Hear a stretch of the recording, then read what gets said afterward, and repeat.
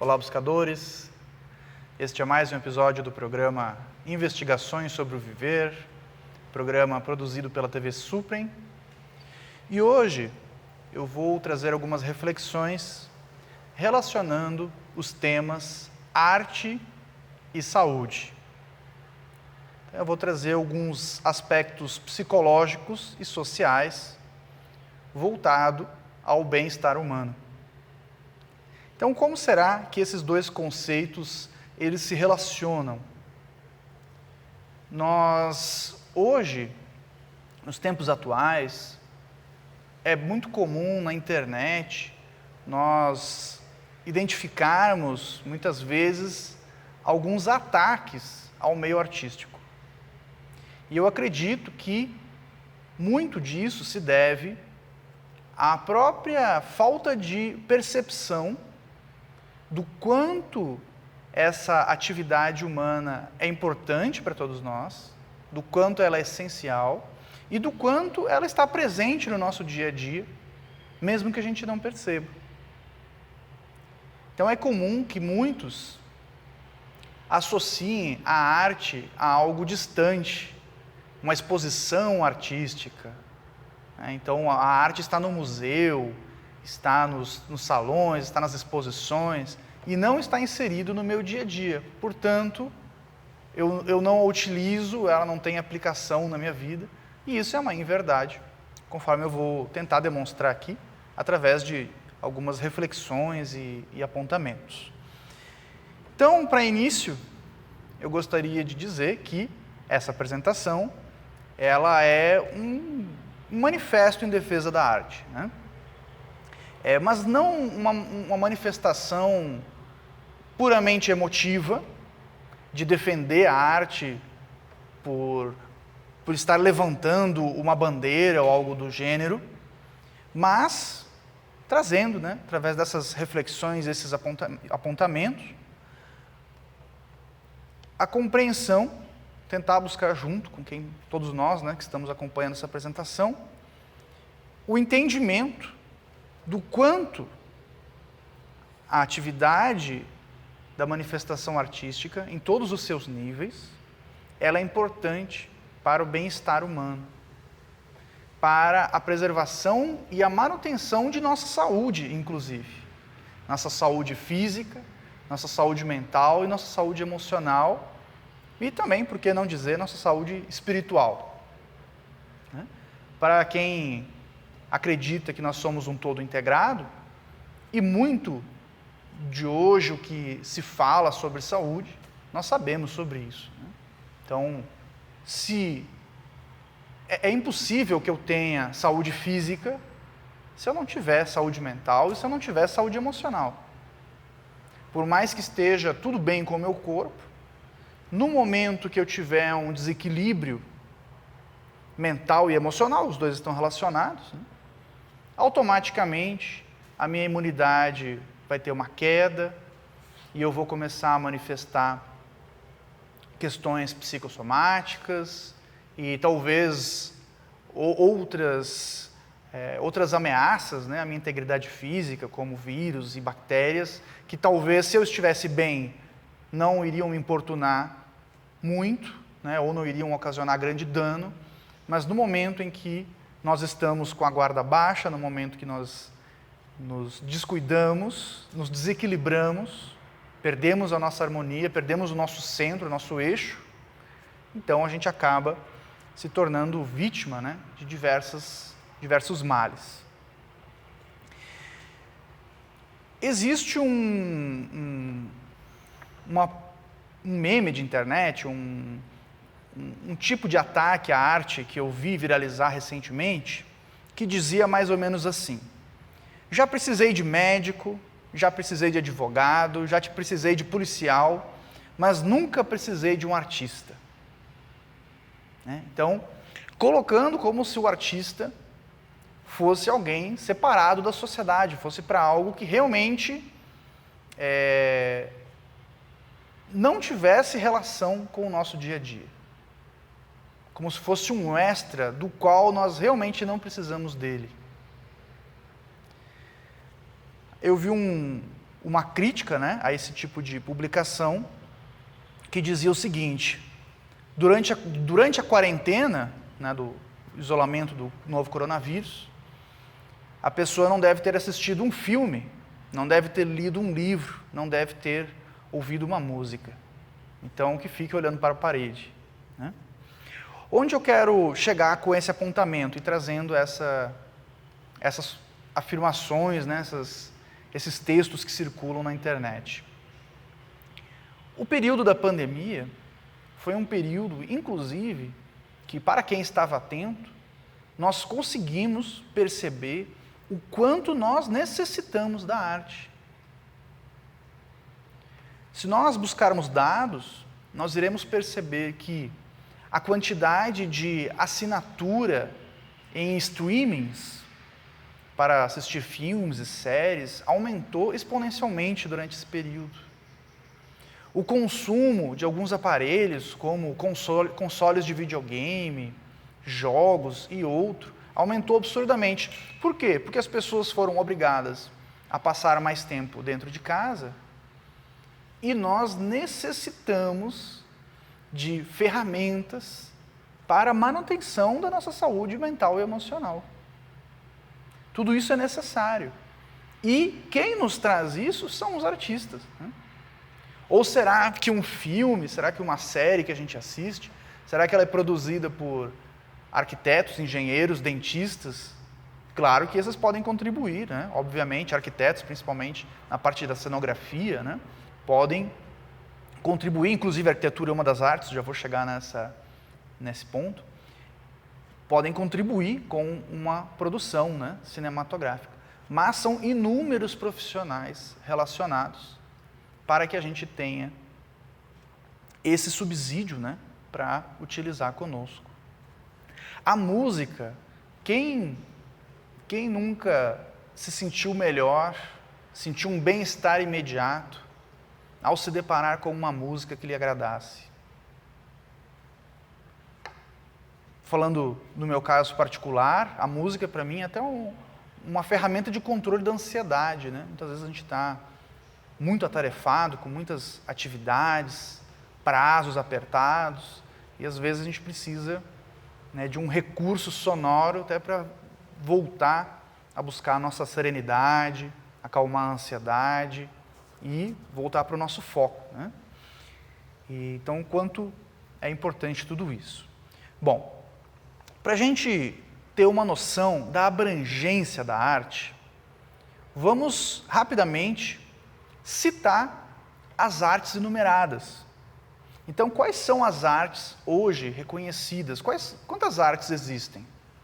É claro que são generalizações e elas se interconectam, mas existe, desde a antiguidade, né, algumas classificações para a arte, que eu vou citar agora.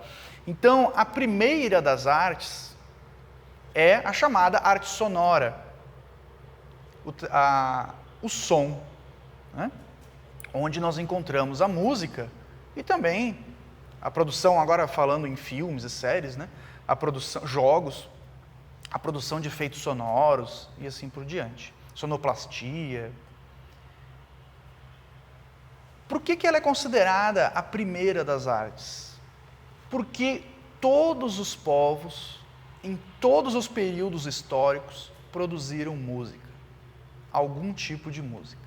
Por mais antiga que seja uma sociedade, por mais rudimentares que fossem as ferramentas utilizadas, todos os povos, todas as culturas, todas as tradições do planeta, desde sempre, desde que o ser humano está por aqui, desde que a gente tem registro de seres humanos que existam, foi produzido algum tipo de manifestação musical. Desde um tambor xamânico, até o cantarolar, o assoviar, né? Até os próprios animais produzem, né? Os pássaros produzem música. Então, a gente percebe que ela é considerada a primeira das artes por ser a mais antiga. A segunda das artes, por estar intimamente relacionada, é a arte cênica, o movimento. Por quê? Porque dizem, né, que a música nasce e logo em seguida vem a dança. Então a música e a dança, a representação, o movimento, ela está relacionado, né? Os dois estão juntos. Então nós temos a arte sonora, as artes cênicas. Por terceiro, nós temos a pintura. Então pensem a pintura, né? Quando a gente fala nisso, pode parecer que nós estamos falando também, né, de algo muito distante, de exposições de arte, mas na verdade a pintura ela está muito mais presente na nossa vida, desde do nosso filho quando vai para a escola aprender a desenhar, fazer uma representação, desenha os pais, né? Se a gente for para a antiguidade, nós temos as pinturas rupestres. Então o ser humano, através de representações gráficas, sempre tentou representar o mundo em que ele vive e também buscou fazer um outro exercício, que depois eu vou falar mais a respeito, que é o exercício da imaginação.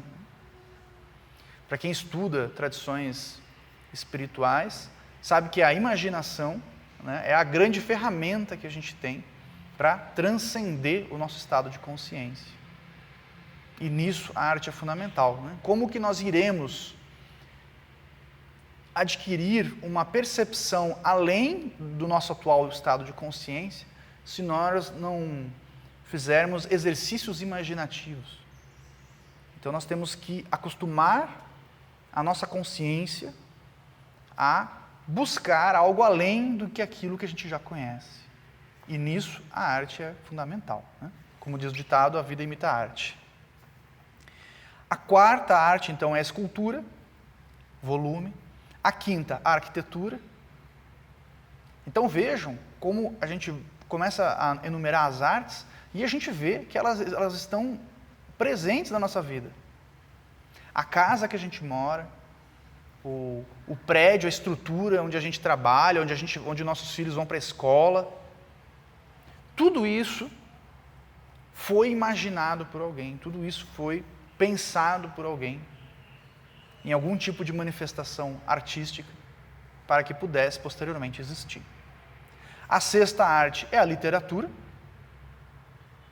O que seria da humanidade sem a literatura, né? Então, a nossa história, inclusive, é dividida entre história e pré-história, né? Após a invenção da escrita, porque mudou tudo, né? Para a nossa sociedade ter a possibilidade de registrar as nossas experiências, o nosso conhecimento, as nossas trocas. Então vejam quanto isso é essencial. E a sétima arte é o cinema, o audiovisual.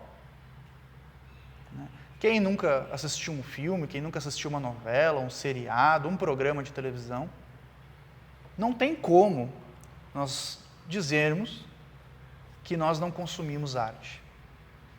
Por mais aparentemente simplória que a nossa vida pode ser na superfície, né? A gente pode não frequentar museus ou exposições, mas a arte ela está presente em todas as nossas atividades.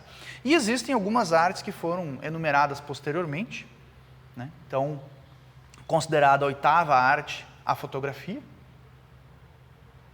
Hoje nas redes sociais, a fotografia é onipresente, né? Todo mundo tem, geralmente, né, fotografias suas nas redes sociais, e mesmo antes disso, né, a maioria das pessoas tem um álbum de fotos onde você registra momentos da sua vida. Então vejam como não tem como desassociar do nosso dia a dia. A nona arte, história em quadrinhos. A décima, os videogames. E a 11ª, as artes digitais. Então vejam até os videogames são considerados arte, né? Digo até porque muitas pessoas têm uma visão negativa, né? Então, às vezes a pessoa acha que o filho, né, está perdendo tempo com aquilo ali. Enquanto que, na verdade, provavelmente, claro que tem que ter um equilíbrio, né? Não pode deixar o jovem só jogando videogame, tem que estudar, tem que fazer outras atividades, tem que socializar também, obviamente. Tudo na vida tem que ter um equilíbrio.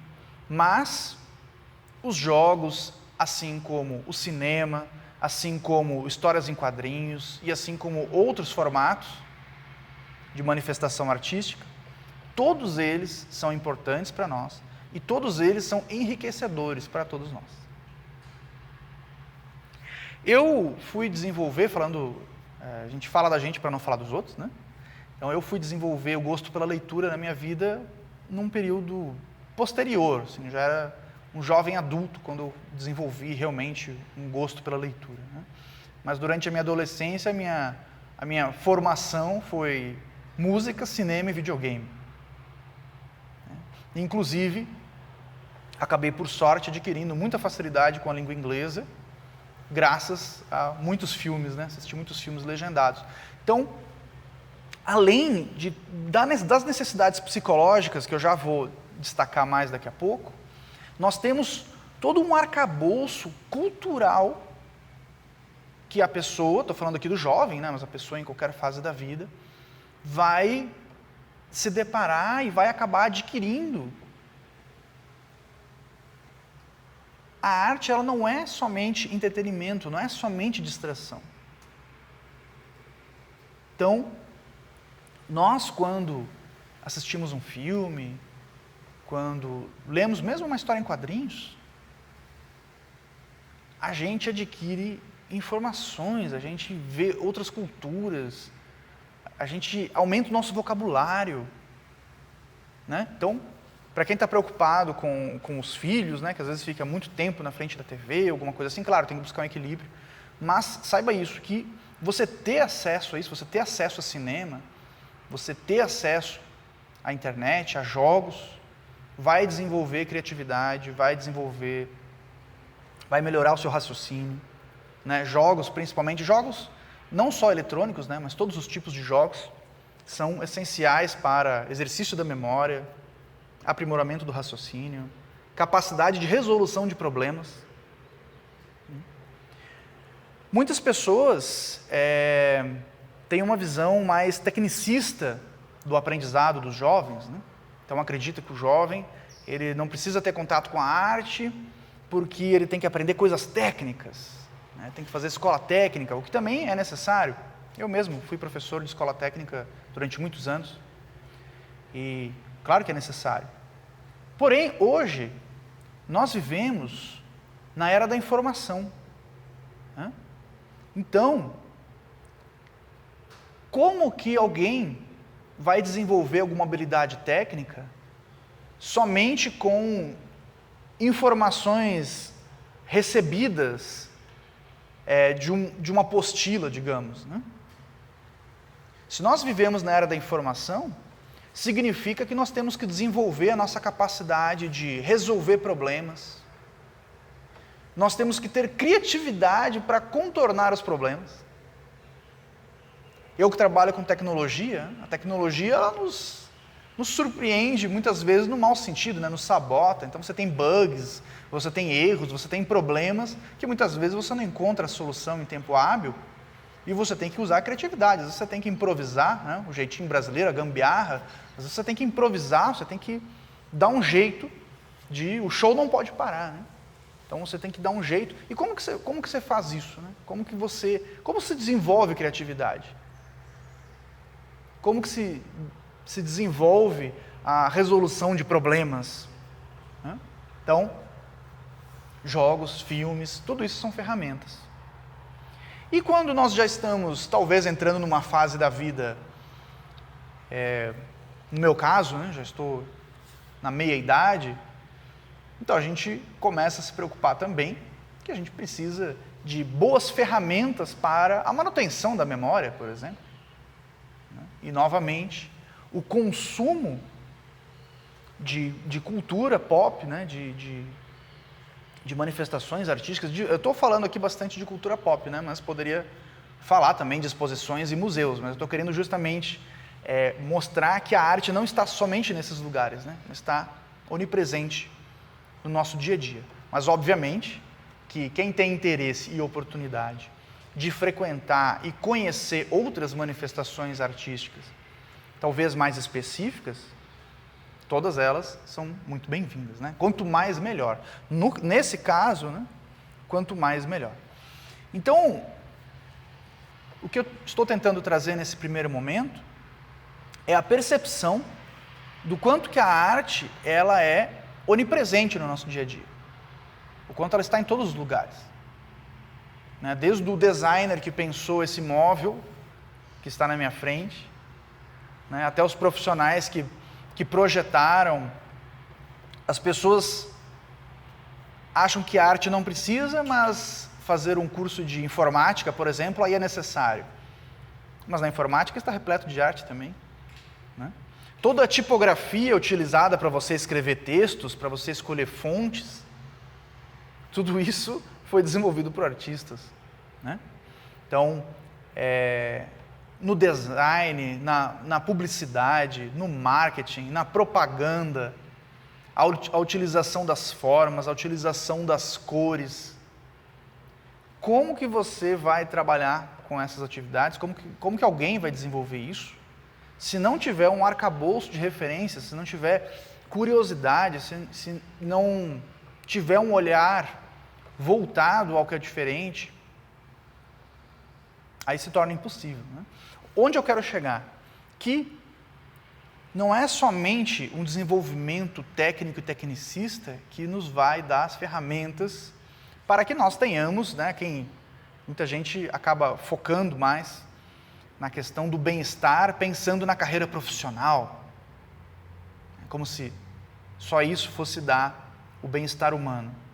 E claro, é um elemento importante nas nossas vidas, mas o que eu quero dizer é que mesmo se nós focarmos só nisso, o que é um erro, e já vou dizer o porquê, mesmo assim é insuficiente. Mesmo assim, o conhecimento técnico e tecnicista, ele é insuficiente.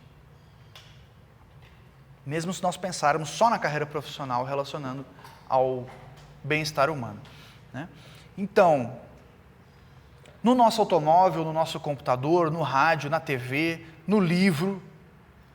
Para quem gosta de esportes, né? As pessoas, não gosto de arte, mas gosto de assistir futebol. Lá tem arte também. Né?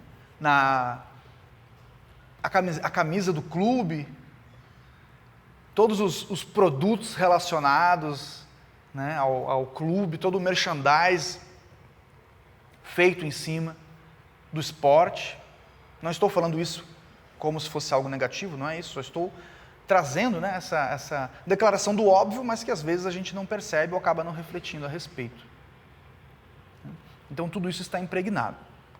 Bom, mas, agora trazendo para o foco, né, a questão da saúde, então como que tudo isso vai se relacionar à nossa saúde?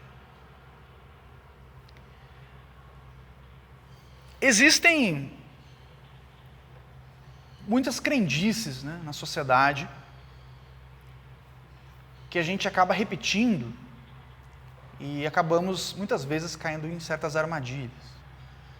Nós ouvimos e repetimos frases do tipo: ser alguém na vida, vencer na vida, como se a vida fosse uma competição, né? Como se tivesse um placar e alguém estivesse marcando os pontos de quem venceu, quem perdeu.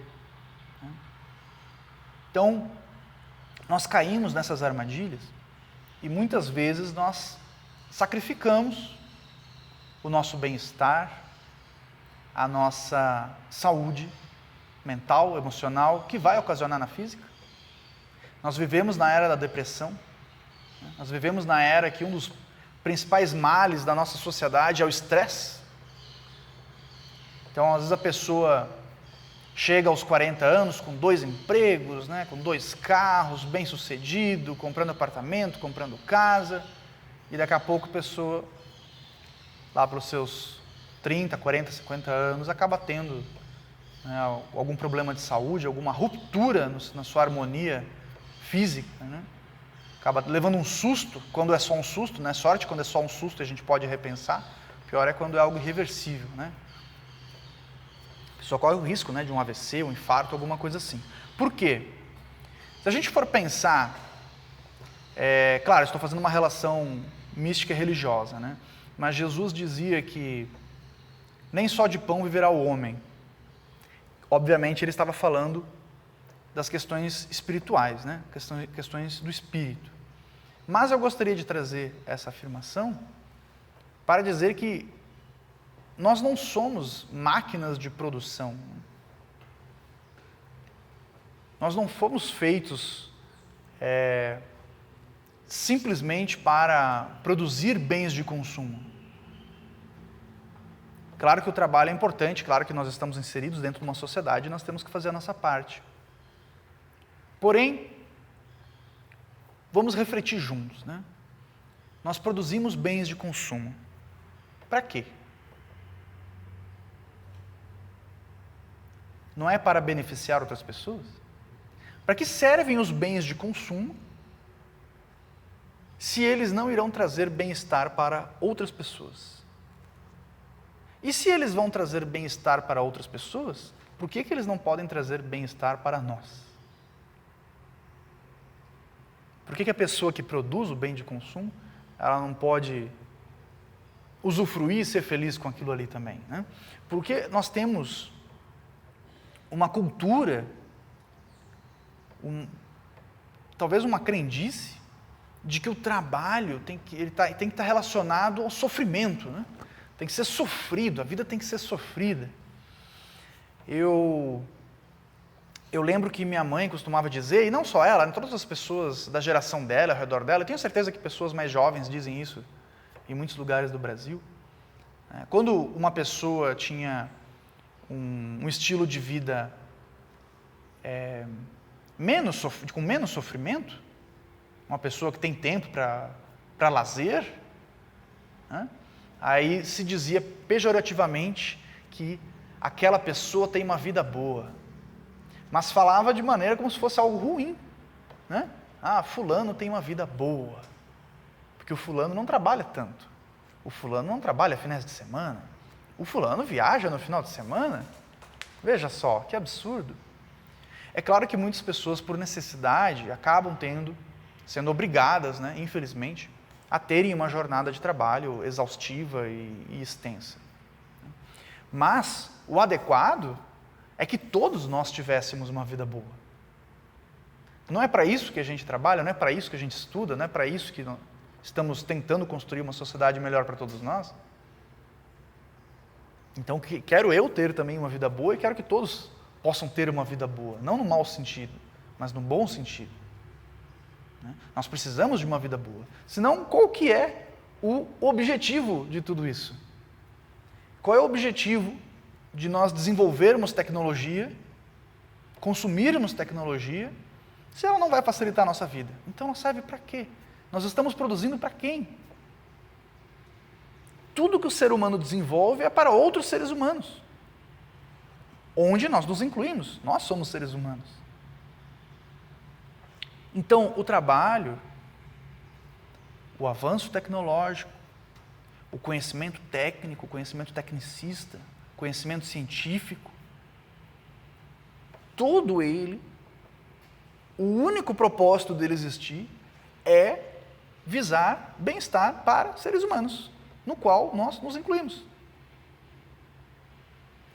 E nisso, a arte é essencial, porque ela é uma necessidade psíquica. Muitas vezes, nós relacionamos a questão da saúde com hospitais.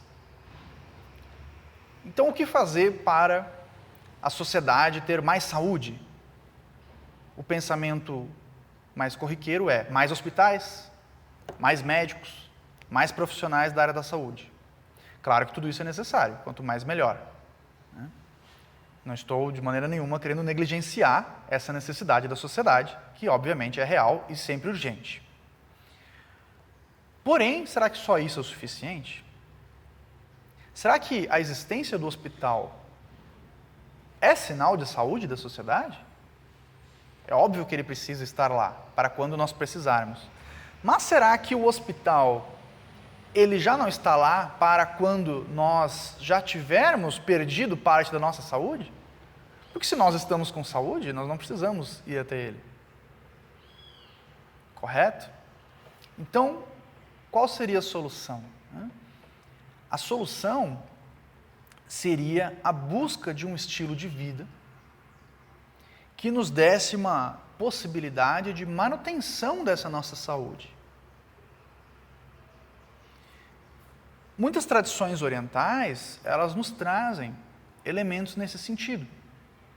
Então, quando se pensa em saúde, nas tradições da Índia, por exemplo, você pensa na questão da yoga, onde você vai ter desde um cuidado com a sua alimentação, até um cuidado com a sua mente, com as suas emoções, com o seu condicionamento físico, com a sua alimentação, com um todo integrado, para você viver com saúde, para você viver com vitalidade. Claro que isso não é 100% de garantia que você não vai ter algum problema no decorrer do caminho. Óbvio que teremos. Mas a questão é tentar cultivar um estilo de vida onde essas questões sejam minimizadas. A nossa mente, ela tem muitas necessidades. As nossas emoções, elas têm muitas necessidades. Então, por isso que eu estava dizendo que nós não somos máquinas de produzir. Não basta simplesmente, claro que isso é um mínimo que todo ser humano necessita, né? Um lar adequado para que ele possa viver, uma boa colocação profissional, que a pessoa tenha uma condição de vida, uma renda digna, né? E acesso ao que a sociedade tem para oferecer para o seu bem-estar. Porém, só isso não é o suficiente. Quem de nós que consegue viver sem música, por exemplo? Eu me recordo de um caso de São Paulo, que havia um muro, né, com um grande grafite, acho que era um dos maiores grafites da América Latina, e que foi apagado, né? O pessoal pintou de cinza durante um período. Isso é um ato de violência, né, contra a sociedade no geral.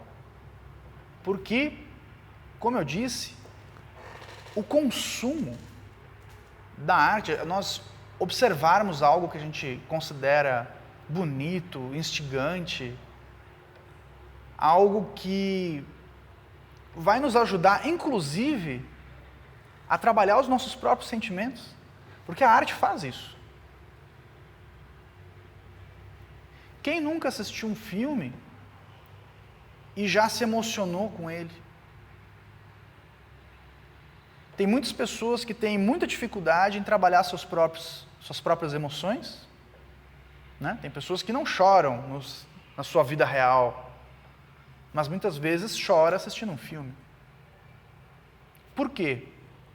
Porque aquela ferramenta, o artista ele trabalha como um espelho da sociedade. Ele está falando sobre o ser humano o tempo todo. Por mais fantasiosa que seja o formato da sua manifestação artística, sempre é para o ser humano, porque é produzido por um ser humano para outros seres humanos admirarem, né? Então, são ferramentas que nos ajudam a aprender a lidar com as nossas próprias emoções, a trabalhar com elas. Não é simples entretenimento, não é simples distração. Então, vai nos auxiliar na manutenção da nossa saúde mental e emocional. Existem alguns autores que trazem algumas informações importantes sobre isso. Um deles é o Joseph Campbell, um antropólogo bem conhecido, eu cito ele em várias apresentações. Ele, analisando as diversas tradições do mundo, tradições religiosas, tradições míticas, né, mitologia, ele chegou a uma conclusão que existe uma linha narrativa comum em todas essas tradições. E daí surgiram obras, né, como O Herói de Mil Faces. Por que o Herói de Mil Faces? Né? Porque está mostrando que todas as maneiras que esse herói é representado nas mitologias, na verdade, seria o mesmo herói, que é a alma humana, né, a jornada humana, é o ser humano. Esse herói é o ser humano na sua jornada. E os mitos de todos os povos, de todas as épocas, narram isso. Mas agora, onde eu quero chegar? Isso muita gente conhece, né? Mas onde eu quero relacionar isso com arte e saúde? Por que que é assim? Por que que essa narrativa comum está presente em todos os mitos de todos os povos, de todas as épocas? Povos que não tiveram contato, não dialogavam, não tiveram trocas culturais. Por que que todos eles tinham a mesma estrutura narrativa? Porque é um gatilho psicológico do ser humano. Nós temos uma maneira de entender o mundo. E nós temos uma maneira de descrever o mundo, que é comum para todos os seres humanos, porque nós somos a mesma espécie. Por mais que estejamos separados por nacionalidade, por cultura, por idioma, nós somos a mesma espécie, com as mesmas necessidades, vivendo na diversidade, obviamente, né? Cada um vai manifestar isso de maneira diferente. Por isso que existem tantas artes diferentes, por isso que existem tantas manifestações culturais diferentes, religiosas e assim por diante. Mas nessa diversidade nós manifestamos as mesmas necessidades básicas. E uma dessas necessidades é a compreensão da própria natureza humana. A outra é a compreensão do próprio mundo. Então, da onde viemos, para onde vamos, as perguntas básicas do ser humano. As perguntas que movem o ser humano desde sempre. Voltando ao Campbell, então, como que ele conseguiu identificar esse padrão narrativo? Porque nós naturalmente reproduzimos ele. Onde eu quero chegar aqui? Que a narrativa dos mitos, ela é natural para a nossa psique, ela é reproduzida de maneira natural, ela é identificada de maneira natural. Mas o que isso tem a ver com a arte, né? Aqui nós estamos falando de mitologia e religião. Bom, tem relação que, posterior a Campbell, o cinema, inicialmente, né, se apropria dessa fórmula para produzir os filmes hollywoodianos. E depois, claro, no resto do mundo também. Inicialmente, principalmente com George Lucas, né, que foi discípulo do Joseph Campbell. Era próximo, era um protegido dele, né, da LucasArts, que produziu Star Wars, Guerra nas Estrelas, que utilizou a fórmula mitológica até a exaustão e criou provavelmente a maior franquia cinematográfica da história, para ver o quanto essa necessidade psíquica, ela é real, ela funciona. Se você pegar e reproduzir ela como uma fórmula de bolo, ela vai funcionar. Isso que eu estou falando não é um conhecimento secreto. Isso quem estuda publicidade, quem estuda marketing, sabe sobre isso. Então essa fórmula mitológica, que é um gatilho psicológico no ser humano, ela está presente no cinema, está presente na propaganda, está presente em campanhas publicitárias, de marketing e assim por diante, está presente nos jogos atualmente, né? Então, jogos de videogame, você tem também essa questão da jornada do herói, né? A fórmula da jornada do herói e vários elementos ali que o Campbell inicialmente identifica na mitologia. Então, o que eu quero dizer é que as inúmeras manifestações artísticas, além delas nos enriquecerem culturalmente, além delas aumentarem nosso vocabulário, além delas nos auxiliarem a conhecer a realidade do outro. Então, muitas vezes num filme, né, nós identificamos a realidade de outras pessoas, de outros países, de outras culturas, de outras religiões, de outras etnias, de outros gêneros, e a gente acaba aprendendo, né, algo que é fora da nossa realidade nessa vida, mas que é a realidade de alguma outra pessoa que é um semelhante a nós. Então, além de todo esse aprendizado cultural, humano, além de nos ajudar a compreender a nós mesmos, a compreender as nossas emoções, nos auxiliar a trabalhar emoções que muitas vezes no nosso dia a dia a gente não consegue trabalhar de maneira muito plena, também ela serve como uma espécie de alimento para a nossa psique, porque nós temos necessidade de consumir histórias, contos, mitos e lendas. E isso se comprova porque, desde que o ser humano é ser humano, você tem o contador de histórias.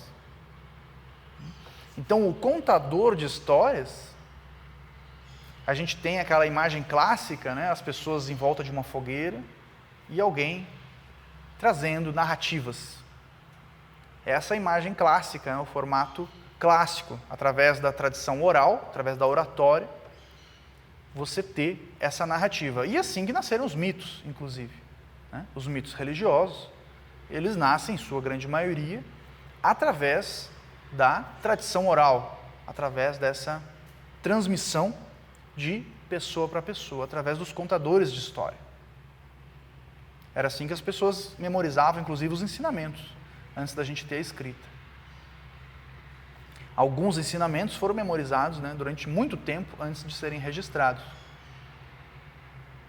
A gente pode, por exemplo, pensar, né, no príncipe Buda Shakyamuni, o Siddhartha Gautama, príncipe indiano que trouxe, né, o Dharma, que hoje é conhecido como budismo, para o mundo, e ele não escreveu nada, né, viveu 80 anos, mais de 80 mil ensinamentos, e os aprendizes que tiveram que memorizar para depois reproduzir. Então vejam quanto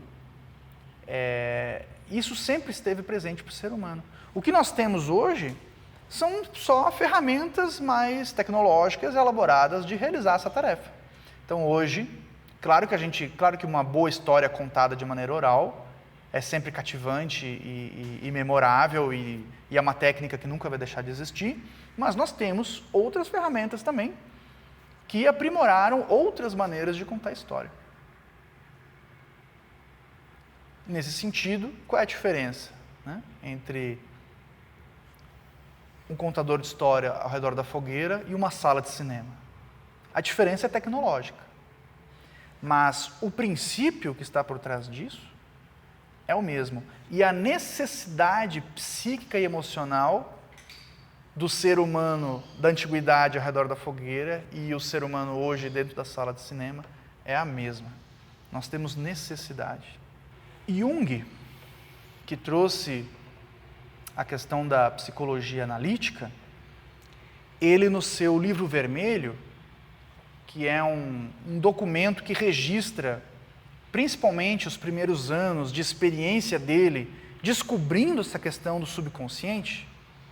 Então, para quem não sabe, né, o Jung, antes dele levar para o trabalho clínico esse trabalho com o subconsciente, ele primeiro fez experimentos nele mesmo, até porque era o início, né, da psicologia, e ele estava fazendo experimentos para descobrir e entender toda essa complexidade das emoções humanas e da psique humana, da mente humana de maneira geral.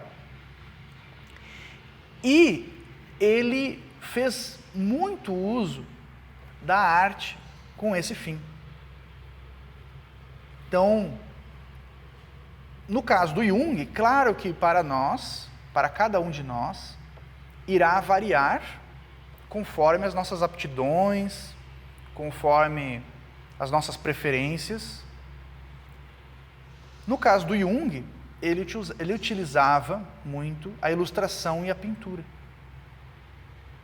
Então, era uma maneira dele dialogar com o subconsciente dele. Claro que ele tinha outras ferramentas.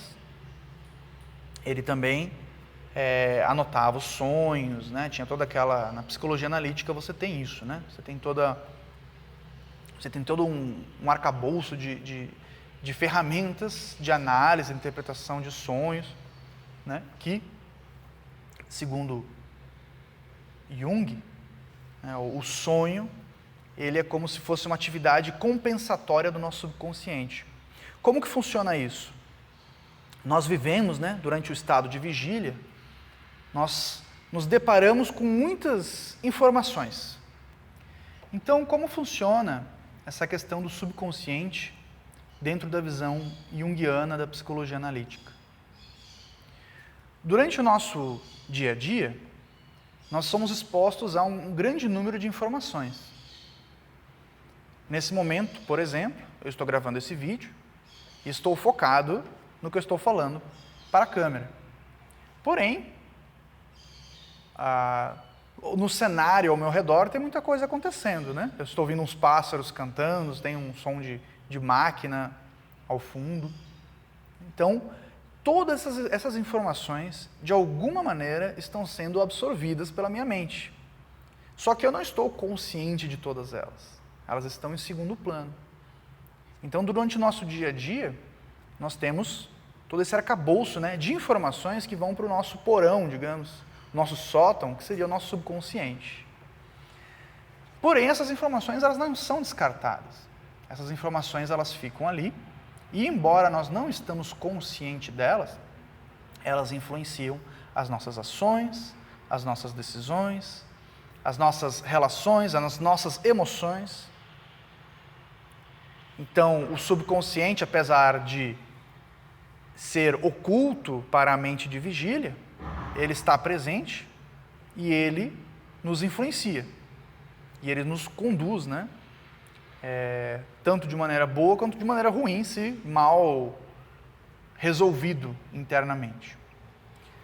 E como que a psicologia analítica trabalha tudo isso, né? Como que Jung trabalhou nele mesmo quando ele estava fazendo essas explorações? Uma ferramenta foi através da interpretação dos sonhos. E o que é o cinema, se não é uma máquina de sonhos, uma máquina imaginativa, se não é um sonho coletivo, as pessoas numa sala de projeção, vendo um filme, não é uma projeção de uma ideia latente no inconsciente coletivo. Enquanto nós temos os nossos sonhos individuais, nós também temos os nossos sonhos coletivos, que estão nos mitos, que estão nas lendas, que estão nas mitologias. E, atualmente, estão na sala do cinema, no videogame, na televisão, na literatura, nas histórias em quadrinhos e assim por diante. Então, a arte, ela também funciona como uma fábrica de sonhos, né?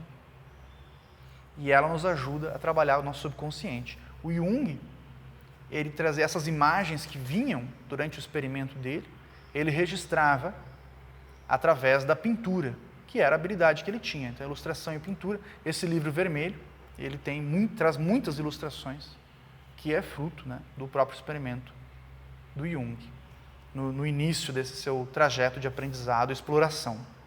Mas cada um de nós irá encontrar, conforme as nossas habilidades e preferências, as ferramentas que melhor se adequam à nossa própria exploração, porque nós também estamos fazendo uma exploração. Talvez não desenvolvendo uma nova linha psicológica, mas uma exploração de autoconhecimento. E que é necessário, né? Nós estamos nos conhecendo.